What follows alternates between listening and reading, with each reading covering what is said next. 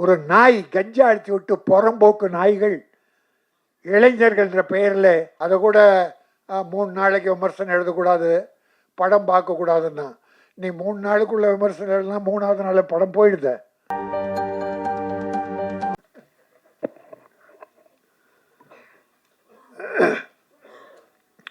அன்பிற்கும் மரியாதைக்கும் உரிய கண்ணீரா படத்தை வாழ்த்த வந்திருக்கிற அருமை பெரியோர்களே, தாய்மார்களே,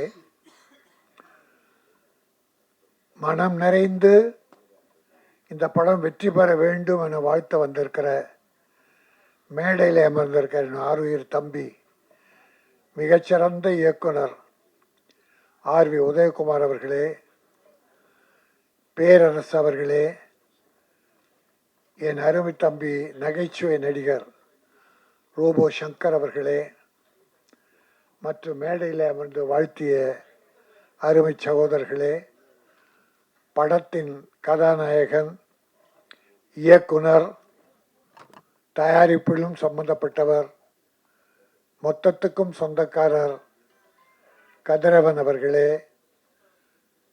அவரை படமெடுக்க தூண்டி குழந்தை எனும் கரு உருவாக்குவதை விட இந்த கதை எனும் கருவை உருவாக்கி அதை தன் கணவனே இயக்க வேண்டும், அவரே கதாநாயகன் நடிக்க வேண்டும் என்று அனுமதித்த அருமை சகோதரி கௌசல்யா அவர்களே. கௌசல்யான்னு சொல்லும்போது கதை வசனம் மட்டும் எழுதியில்லை, கோ டைரக்டராக கூட ஒர்க் பண்ணியிருக்காங்க, அண்டு கவிதை பாடல்கள் எழுதியிருக்காங்க. ஆக இவர் டைரக்டர், ஹீரோ, ப்ரொடியூசர், இது இருவரும் இறைவனால் தந்த குடும்பம் ஒரு பல்கலைக்கழகம் என்பதை போல இது ஒரு கலைக்கழகம், திரைக்கலைக்கழகம். கணவன மனைவி ஒத்து இப்படி படம் பண்ணியிருப்பது உலக அதிசயம். முதல்ல டைரக்ட் பண்ணவே முன்னாலாம் அனுமதிக்க மாட்டாங்க, சினிமாவுக்கே ஒத்துக்க மாட்டாங்க. அந்த காலத்தில் பெண்கள் சினிமானா அவ்வளோ பயம், ஆண்கள் கெட்டுடுவாங்க, சினிமா கெட்டது, சினிமாவை யாரும் போகக்கூடாதுன்னு நம்ம பெரியவங்க தடுத்த காலம் ஒன்று. பிறகு நடிக்க அனுபவித்தார்கள், இயக்குவதற்கு அனுமதிப்பாங்க. ஏன்னா முதலாளிக்கு அடுத்த ஸ்தானம் இயக்கம், சிறப்பு வாய்ந்தது. பிறகு அதுக்கப்புறம் தான் நடிக்க அனுபவித்தார்கள். அதுவும் ஹீரோவை நடிக்கணும்னா அடுத்த பெண்களோட தொட்டு தடவி பாடல், ஆடல், பாடல், காதல் என்பதெல்லாம் இருக்கிறத எந்த மனைவியும் போலியாக செய்தால் கூட நடிப்புக்காக ஒத்துக்க மாட்டாங்க. ஆனால் கௌசல்யா அனுபவிச்சிருக்காங்க. நீங்கள் ஃப்ரீ ஆக்ட் பண்ணுங்க, இதே 2 பார்ட் எடுத்திருக்காங்க. ஆக அத்தனை திறமை வாய்ந்த அந்த பெண்மணி இருப்பதாலே கதிரவன் நிச்சயம் வாழ்க்கையில் வெற்றி பெறுவார். ஒரு ஆணுக்கு பின்னாலே, வெற்றிக்கு பின்னாலே பெண் இருக்கிறாள் என்று சொல்வதை போல இங்கே கதிரவனுக்கு பின்னால் அவர் மனைவி கௌசல்யா இருக்கிறார். உங்கள் குடும்பம் வாழ்க, உங்கள் கலை பயணம் வெல்க. அதுவும் தமிழ்நாட்டை நம்பி ஒரு தமிழ் படம் பண்ணியிருக்கீங்க இல்லையா? மலேசியாவிலிருந்து படம் பண்ணி தமிழ்நாட்டில் ஆடியோ ஃபங்க்ஷன், படம் ரிலீஸ். ஏற்கனவே மலேசியாவில் படம் நடித்து ரிலீஸ் பண்ணியிருக்கார். அதை தமிழ்நாட்டை, அது மட்டும் இல்லை, 2 பேருமே பேசும்போது அருமையான தமிழில் பேசுனாங்க. நீ இங்கே பார்த்தீங்கன்னா தமிழை இங்கிலீஷ் கலக்காமல் பேசுகிறதே இல்லை. போன வருஷம் மட்டும்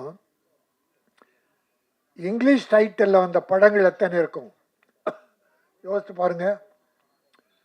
டைட்டில் இங்கிலீஷ், பெரும்பாலும் அது ஒரு நாகரிகமாக இப்போ தமிழ்நாட்டில் வந்துருச்சு. ஆங்கில டைட்டில். இந்த படத்துக்கு பேர் கண் நீரா, கண்ணில் நீரா இல்லை பெண்ணின் கண்ணினுடைய நீரா, சோகத்தால் காதல் ஃபெயிலியரால் கண்ணீர் வடித்தாளா என்பது கதையில் பார்த்தா தெரியும். கண் நீரா, ஆனால் சொன்னார்கள் ஹீரோயினி பெயர் நீரா, அவள் வடிக்கும் காதல் கண்ணீரா என்று தெரியாது, பார்த்தால் தெரியும். ஆனால் தமிழகத்தில் பெண்கள் சமீப காலத்தில் தொடர்ந்தே ஒரு 10-15 ஆண்டுகளாக பெண்கள் கண்ணீர் அல்ல செந்நீர் வடித்து கொண்டிருக்கிறார்கள். அதை கேள்விப்பட்டு நாங்கள் எல்லாம் இரத்த கண்ணீர் பெற்றவர்கள் இரத்த கண்ணீர் வடித்து கொண்டிருக்கிறோம். எங்கள் கண்ணில் இப்பொழுது கண்ணீர் வருவதில்லை, செந்நீர் ரத்தம் வடித்து கொண்டிருக்கிறது. இப்பொழுது கூட ஒரு பல்கலைக்கழகத்திலே ஒரு பெண் பாலியல் பலாத்காரம், அது இன்றைக்கு பெரும் பிரச்சனையாக ஓடிக்கொண்டிருக்கிறது. தொடர்ந்து இப்பொழுது மட்டும் இல்லை, எந்த ஆட்சி வந்தாலும் இந்தியாவிலே இது அதிகரித்து விட்டது. இது ஆட்சி கோளாறா, காவல்துறை கோளாறா, மக்கள் கோளாறா என்றால் மக்கள் தனிமனித ஒழுக்கம் கெட்டுவிட்டது. காவல்துறையிலே கருப்பு ஆடுகள் நுழைந்து விட்டது. பல ஆட்சியிலே அவலங்களும் நடைபெறுகிறது. அதனால்தான் இப்படிப்பட்ட என் அருமை குழந்தைகள், பெண் குழந்தைகள் பாதிக்கப்படுகிறார்கள். பாலியல் பலாத்காரம் இங்கே வில்லிவாக்கத்திலே ஒரு 5-6 ஆண்டுகளுக்கு முன்னாலே மாற்றுத்திறனாளி பெண், அந்த குழந்தைய 7-8 பேர். எவ்வளவு கேவலம், எவ்வளவு கேவலம். மனிதா வாழ்கிறான் இங்கே. எல்லோரும் அல்ல, நம் குடும்பம் நல்லா இருக்கணும், எல்லா குடும்பம் நல்லா இருக்கணும். அது பெண்கள் தெய்வத்திற்கு இணையானவர்கள். தாய் என்றால் தெய்வம். அப்படிப்பட்ட பெண் இனத்தை, குழந்தைகளை 8 வயசு 10 வயசு குழந்தைகளை, கல்லூரி பெண்கள், ஒரு நாய் கஞ்சா அடித்து விட்டு புறம்போக்கு நாய்கள் இளைஞர்கள் என்ற பெயரில் கல்லூரி பெண்கள் பின்னாலே அலைவது ஒருதலை காதல். அந்த பெண்ணுக்கு தெரியவே தெரியாது, அவ பார்த்தது கூட இல்லை. இவனா ஒருதலை காதல் வச்சுக்கிட்டு ஒரு நாள் திடீர்னு காதல்னும் இல்லைன்னா கத்தியால குத்திடுறான், திராவம் வித்துடுறான். அநியாயம் நடக்கிறது. யாரோ சிலர் தான், எல்லோரும் அல்ல. இதற்காக நாட்டில் சட்டம் ஒழுங்கு கெட்டுவிட்டது என்பதெல்லாம் போலி. இது தனிமனித ஒழுக்கத்தை சார்ந்தது. சட்டம் ஒழுங்கு கெட்டுவிட்டதென்றால் ஒரு மாவட்டம் தோறும் பெரிய கலவரங்கள் நடந்து பெரிய இழப்புகள் வரும்போது சட்டம் ஒழுங்கு கெட்டுவிடும். ஆனால் இது கூட நடக்கக்கூடாது, இதை அனுமதிக்க கூடாது. அரசாங்கம் இதில் மிக விழிப்போடு இருக்க வேண்டும். இருக்கிறார்கள், சில நேரம் தெரியாமல் நம்ம சொல்லிட்டா பண்றான் அதெல்லாம். இப்போ இந்த பல்கலைக்கழகத்திலே பெரிய வளாகம், இந்தியாவில் புகழ்பெற்றது, பல்லாயிரக்கணக்கான மாணவர்கள் படிக்கிறார்கள். யாரோ காதலிக்கிற போது எவனோ ஒருவன், அவன் 26 குற்றங்கள் புரிந்திருக்கிறான், வழக்கு இருக்கிறது. அந்த சொறி நாயை, வெறி நாயை அந்த பல்கலைக்கழகத்துக்குள்ளே போய் வந்திருக்கிறது. இதையெல்லாம் தடுத்து நிறுத்த வேண்டும். மகாத்மா காந்தி சொன்னதை போல ஒரு பெண் இரவில் நகைகளை அணிந்து கொண்டு தன்னந்தனியாக வீடு போய் செய்கிறாளோ அதுதான் நாடு, சுதந்திரம் பெற்ற நாடு. எங்கே பெற்றது நாடு? எங்கே சுதந்திரம் பெற்றது? பகலிலே நடக்க முடியவில்லை. இது ஒட்டுமொத்த இந்தியாவிலும் பிற மாநிலங்கள் பார்த்தால் இதை விட கேவலமாக இருக்கிறது, இதை விட மோசமாக இருக்கிறது. ஆக இந்த நிலை ஒழிய வேண்டும் என்றால் தனி மனித ஒழுக்கம் வேண்டும்.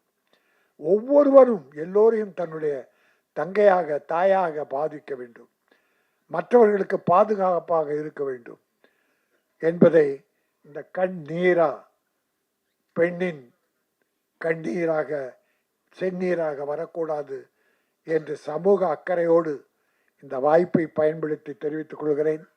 என் அருமை சகோதரர் பேரரசு அவர்கள் சினிமாவில் நிலவரம் பற்றி மிக தெளிவாக எடுத்து சொன்னார்கள்.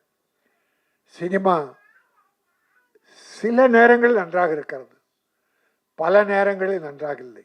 அதற்கு அவர் சொன்ன காரணங்கள் சரியாக இருந்தது. டிக்கெட் விலை உயர்வு அது ஒரு காரணம்.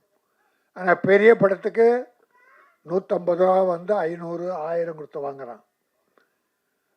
சின்ன படத்துக்கு உள்ளே போக மாட்டேங்கிறான். ஆனால் தினத்தந்தியிலே என்னை ஒரு கட்டுரை எழுத கேட்டார்கள். அந்த கட்டுரை எழுதியிருக்கிறேன். 31ஆம் தேதி வந்திருக்கிறது தினத்தந்தி பத்திரிகை. தமிழ் சினிமாவில் 1000 கோடி நட்டம். சென்ற ஆண்டு மட்டும் தோராய கணக்கு தான், சரியான கணக்கால் நான் சொல்லவில்லை, தோராயமாக 1000 கோடி என்பது குறைவு. ஏறக்குறைய 300-400 படம் எடுக்க ஆரம்பித்தார்கள். சில படங்கள் பாதியிலே நின்று விட்டது, சில படங்கள் முக்கால் நின்றது, சில படங்கள் சென்சார் ஆகாமல் நின்றது. ஆனால் 241 படங்கள் சென்ற ஆண்டு ரிலீஸ் ஆனது. 241 படங்கள், பெரிய படங்கள் ஒரு 30, பெரிய பட்ஜெட் 50 கோடி 100 கோடி 200 கோடி, ஒரு 30-40 படங்கள். மீடியம் பட்ஜெட் ஒரு 100-150 படங்கள், 100 ஒரு 50-60. சிறுமுகத்து படங்கள் தான் ஒரு 150க்கு மேலே. அவங்க தான் எங்கெங்கேயோ பரட்டி கடன் வாங்கி உட வாங்கி இப்படி தம்பி மலேசியாவிலிருந்து அக்கறையோடு இந்த படத்தை எடுத்த போல பல பேர் எடுக்கிறாங்க. படம் எடுக்க முடியுது, ஆனால் ரிலீஸ் பண்ண முடியல. அதற்கு காரணம் வியாபாரம் இல்லை, ஃபைனான்ஸ் கொடுக்க ஆள் இல்லை. வெட்கக்கேடான விஷயம் சொல்கிறேன். கோடிக்கணக்கான படம் எடுத்துட்டு 3 கோடி 5 கோடியில் சிறுமுதிட்டு படம் எடுத்துட்டு கியூபுக்கு பணம் கட்ட முடியாமல் அவசப்படுறான். கியூபுக்கு 50 லட்சம் வேணும், விளம்பரத்துக்கு ஒரு 50 லட்சம் வேணும். இதுக்கு இல்லாமல் படம் 200 படம் நிற்குது. பல பேருக்கு தெரியும், நான் கொஞ்சம் ஃபைனான்ஸ் பண்ணியிருக்கேன். ஒரு 28 படங்களுக்கு, எல்லாம் சின்ன படங்கள் நம்பி பண்ணேன்.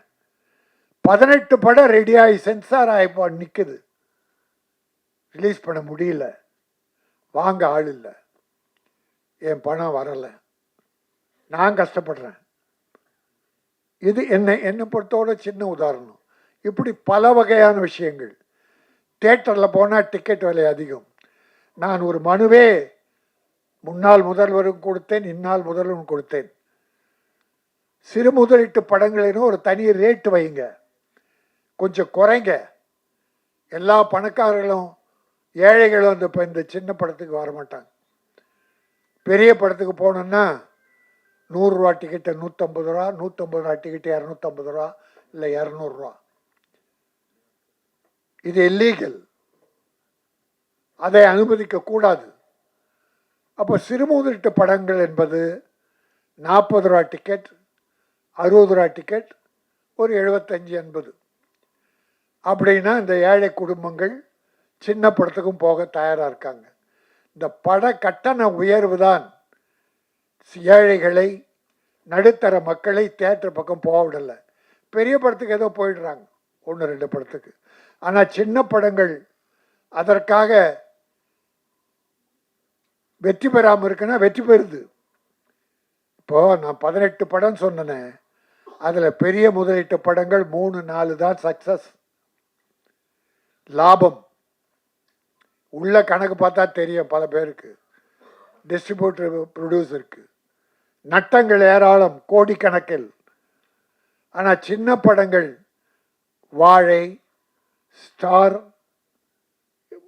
லப்பர் பந்து, அந்த இனம், இதில் பேரெல்லாம் எழுதியிருக்கேன், இந்த பேரெல்லாம் எழுதியிருக்கேன். ஒரு 7-8 படங்கள் சின்ன படங்கள் பெரிய வெற்றி. பெரிய முதலீட்டு படங்கள் செய்யாத ஒரு சாதனையை சிறு முதலீட்டு படங்கள் வெற்றி பெற்றிருக்கிறது. மக்கள் பார்த்தார்கள். அது எப்படி வர்றாங்க? ஒரு முதல் ஷோவுக்கு ஒரு 50 பேர் போகிறாங்கன்னு வச்சுங்க. அவன் படம் பார்த்துட்டு வெளியே வந்து செல்ஃபோன் எடுத்து, மச்சான் இந்த படம் பார்த்தேன், பிரமாதண்டா, சூப்பர்டா, பார்க்கலான்டான்னு சொல்லிட்டான்னா அந்த படம் ஏறிடும், கலெக்ஷன் ஏறிடும். படம் பார்த்துட்டு பெரிய பட்ஜெட் படமாக இருந்தாலும் படம் பார்க்கும்போதே, மச்சான் டப்பா உள்ள வந்துட போகிற அப்படின்னு சொன்னால் போச்சு, அது எந்த படமாக இருந்தாலும். ஆகவே வாய் விளம்பரம், மவுத் டாக், மவுத் பப்ளிசிட்டி, அதிலே தான் இருக்கிறது. அதற்கு உங்களுடைய பத்திரிகையாளர்கள், ஊடகங்கள் பேருதவி புரிகிறாங்க.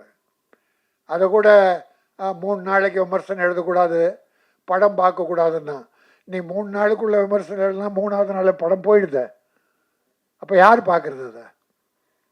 ஆனால் படம் எழுதுபவர்கள், ஊடகங்கள் சரியான விமர்சனம், தவறு இருந்தால் தவறை சுட்டி காட்டலாம், நல்லவைகளை எழுதி நல்லவைகளை பாராட்டி சில பல குற்றங்களை எடுத்து காட்டலாம். ஏன்னா இதில் கூட நம்ம கவிஞர்கள்லாம் வருத்தப்படுறது என்ன தெரியுமா? பாட்டு வரிகளை பிரமாதம் எழுதுறாங்க, மியூசிக் போடுறவங்க பிஜிஎம்ஐ பெருசாக்கி வார்த்தைகளை சுருக்கிறாங்க, சத்தம் கேட்கப்படுது. இதில் ஒரு குறை என்னன்னா, வார்த்தைகளே புரியல. 2 பேரும் உதயகுமார், பேரரசு 2 பேரும் பெரிய கவிஞர்கள், அருமையான கவிஞர்கள். பல பாடல்கள், படங்களுக்கு பாடல், வெற்றி பாடல்கள் இருக்கேங்க. அவங்கெல்லாம் மனம் நோகும். வார்த்தைகளுக்கு முக்கியத்துவம் கொடுங்கள், பிஜிஎம் குறைக்கணும், வரிகள் வரும்போது பிஜிஎம் குறைக்கணும். அதை இந்த படத்தில் கொஞ்சம் பின்னால் ட்ரை பண்ணுங்க, கொஞ்சம் வார்த்தைகளை கேட்கல.